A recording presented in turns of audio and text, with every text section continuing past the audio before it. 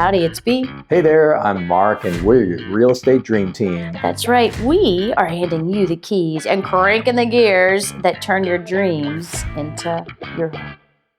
Welcome back, everybody, to Keys and Gears. Today, we're going to talk about what are you missing out on by not buying a house this year, right, Bess? So let's get started with that.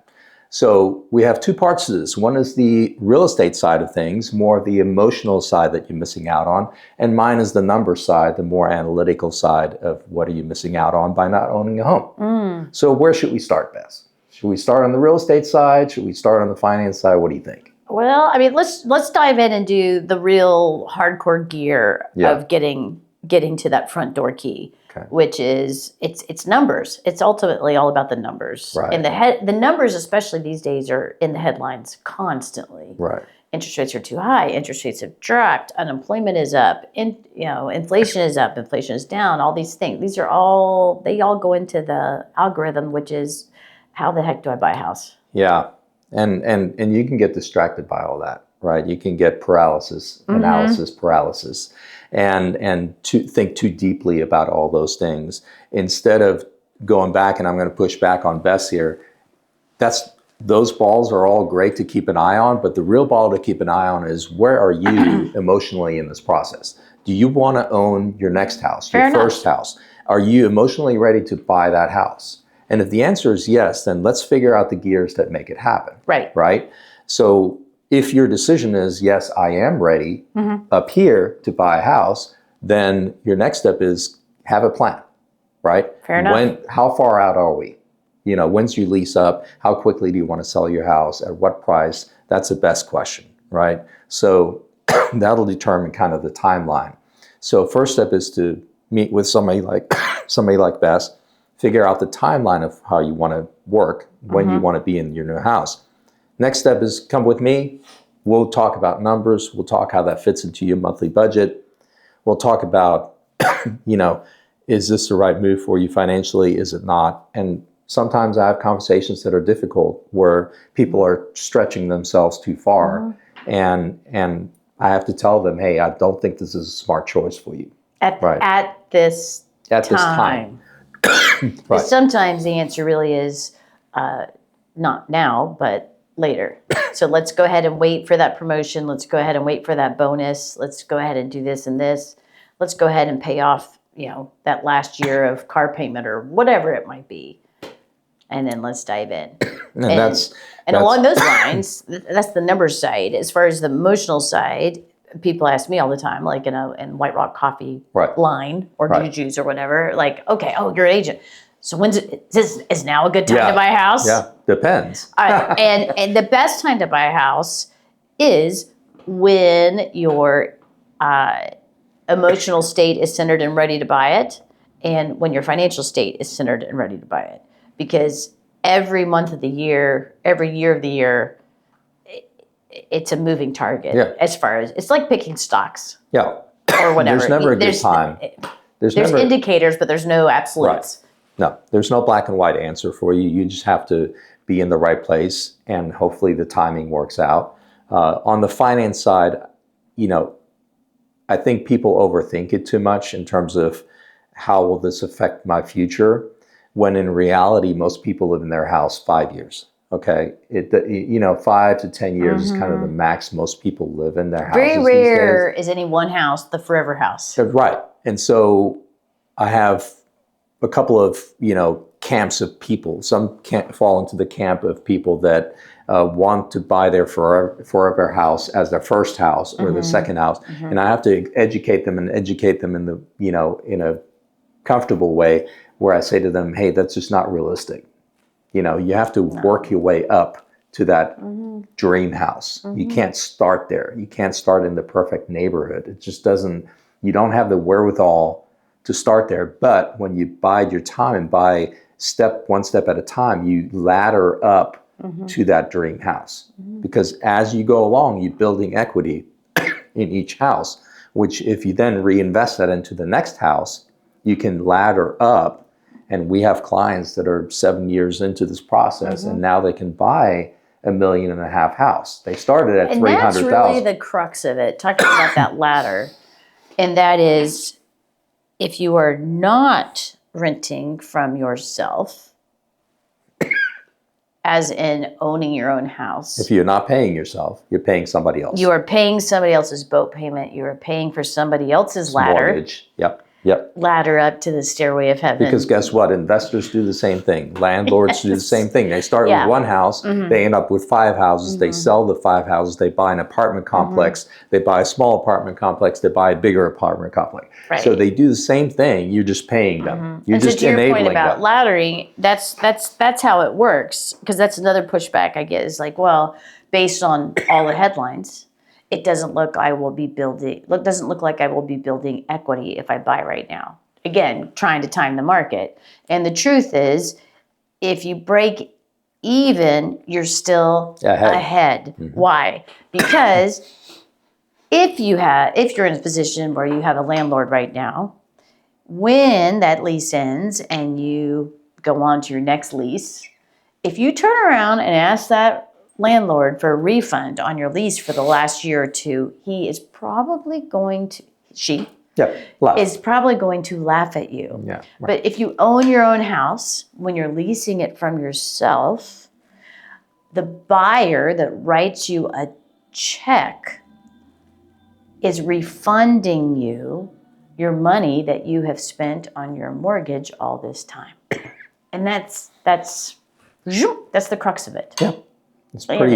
It's is this the first time you've heard that very critical gear in the cog of understanding of real estate? Probably so, because it's not very freaking sexy. No, it's just not. But that just really is it down to the basics. And if you never start, you never get there.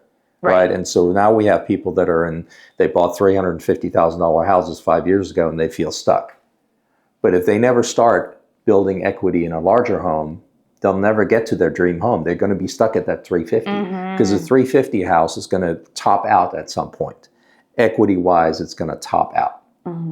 So it's not smart for you to keep a $350,000 house for 20 years instead of going to the $700,000 house, which is going to increase in pure equity in dollars. It's going to increase much more.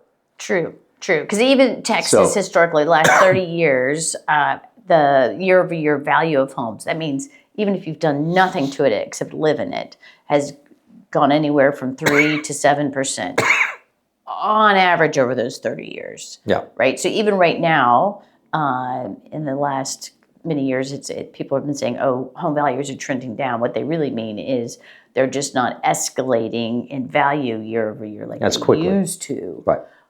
Pandemic times. Right. It was crazy pandemic times. Now, luckily, housing is getting more affordable because it's not escalating at like 23% year over year here in Texas. But those of you that missed out on laddering up or buying your first home in the last 5 years are now behind.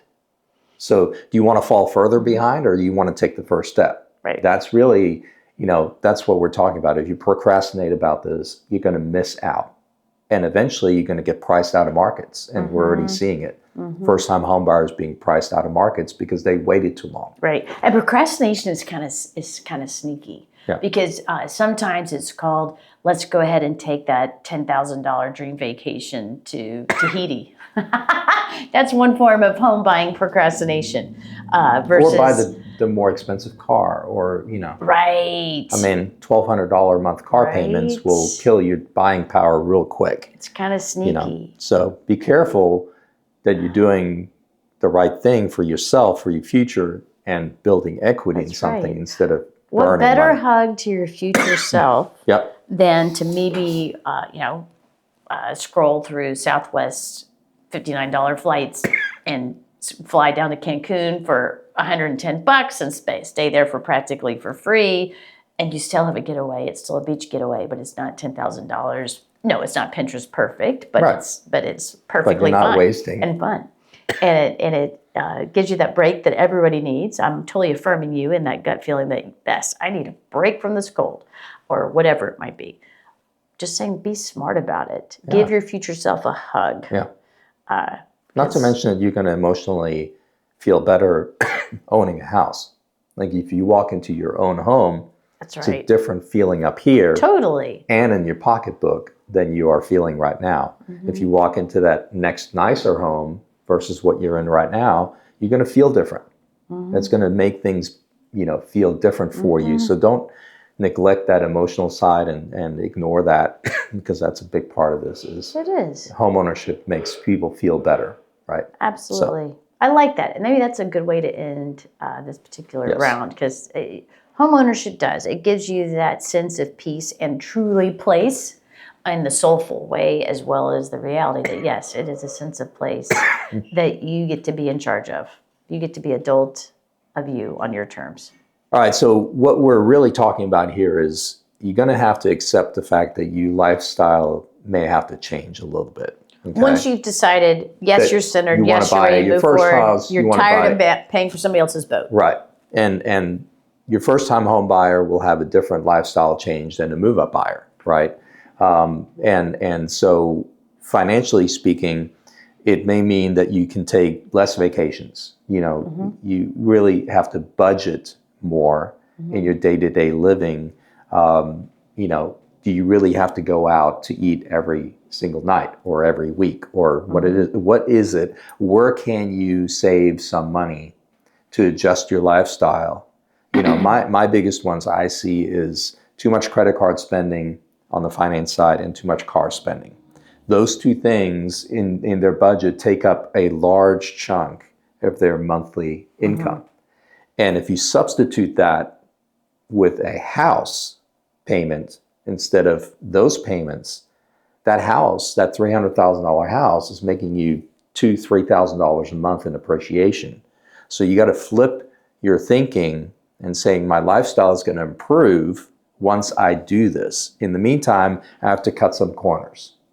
So if your plan this year was to buy a new car, but you also want to buy a new house, let's figure out how to make the house happen before the car. Well, I push back a little bit. And it sounds a little negative. Sorry, my natural positivity is just exploding. I don't know if it's cutting corners as much as it is just changing your mindset. And that is, how did you get into college? How have you gotten to where you are right now? Right. You probably made a decision to shift from what everybody else was doing, right? Because the buzzy words right now are differentiation and all these. Okay. So if fun is currently defined as a $50 a person movie night, maybe now the shift is fun is defined as searching through all the amazing museums that Dallas has, or the amazing other public spaces to find a zero to low cost alternative. Like I say movie night. Be more creative. Right. Just be more aware. And and there's so many bonuses on that. I mean, like thinking about the movie night, instead of $50 there, one of my favorite hacks is pack a picnic and a blanket and go hang out in Clyde Warren Park in Dallas, which has on Friday nights in the summertime, it has free movies. You just bring your picnic and you plop down. So we're not saying cut corners as in cut out fun. Just maybe be open to the universe suggesting ways to keep up that fun. Because fun, let's face it, why get up in the morning and do anything? It's because it's that carrot of fun, that carrot of connection, that carrot of all these things, right? So keep it up. It just shift I was it talking a bit. more about delayed gratification. That's more what I was talking about. It's less what I'm saying to you, most people, to make this jump to where it is relevant to make a jump to buying your first home or your next home, you do have to delay some of that spending. Fair enough. Okay. It doesn't mean you have to stop having fun. It just means you have to have a budget. And within that budget, you have to be very strict on where that money goes in order for you to get to the end result, which is a home. And if that means you have to cut back on the fun for a year, so be it. So you're never going to get there. So sell the BMW maybe and get a little Honda Civic.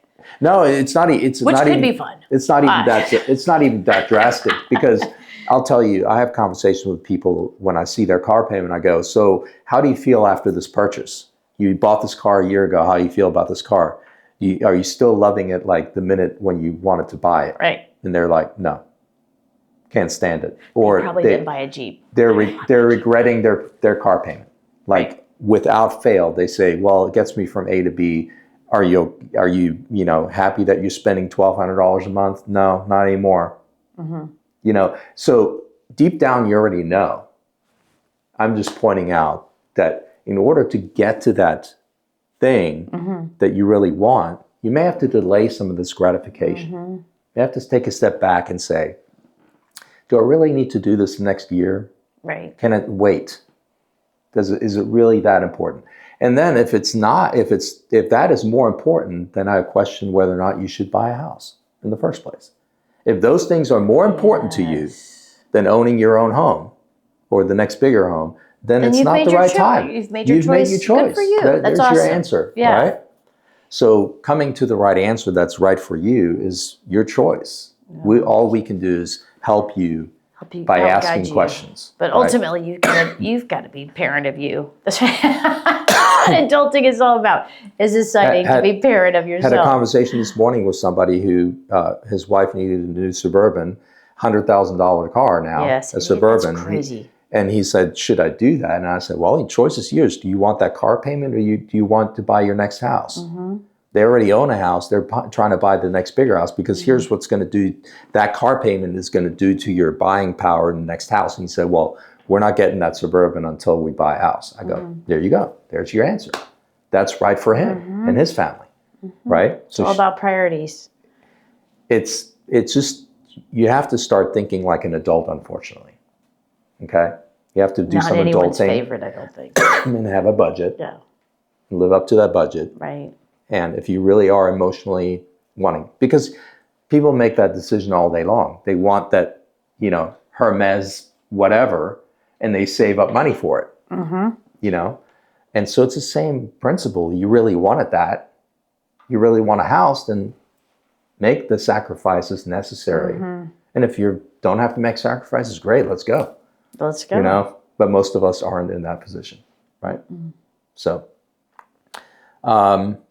let's roll. I love it. I think we've good stuff. We've beaten that horse to death. And if you're still with us, we're so glad you did stay for a minute or more, and look forward to you joining us next time. And if you something caught your attention and you'd like to know more, like, or subscribe, and you'll get the first notification of our next drop. Make a comment down below. Love comments. Yeah. Even if it's like, what the heck are you talking about? Bring it. Yeah. There you go. Until next time. See you then.